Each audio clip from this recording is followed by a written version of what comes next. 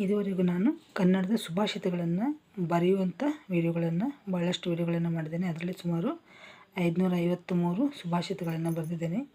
ಇಂದಿನಿಂದ ಮಕ್ಕಳಿಗಾಗಿ ದಿನಕ್ಕೊಂದು ಸುಭಾಷಿತ ಬರೆಯುವುದು ಹಾಗೆ ಓದುವುದನ್ನು ಮಾಡೋಣ. ಇದರಿಂದ ಮಕ್ಕಳಿಗೆ ಕನ್ನಡವನ್ನು ಬರೆಯುವ ಅಭ್ಯಾಸ ಮಾಡಿದ ಹಾಗಾಗುತ್ತೆ. ಈಗ ಇಂದಿನ ಸುಭಾಷಿತ. ಮುಂಜಾನೆ ಮಾತು. ಕನಸುರಹಿತ ಕೆಲಸ ವ್ಯರ್ಥ.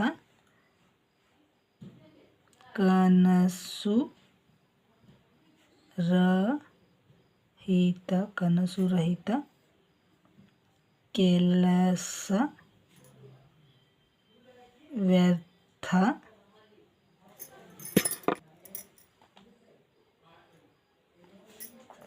ಕೆಲಸವಿಲ್ಲದ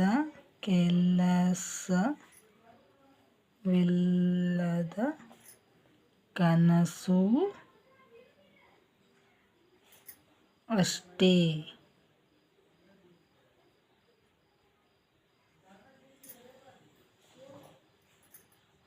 ದೂರದೃಷ್ಟಿಯಿಂದ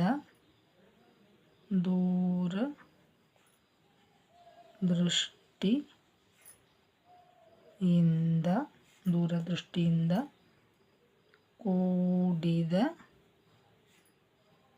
ಕೆಲಸ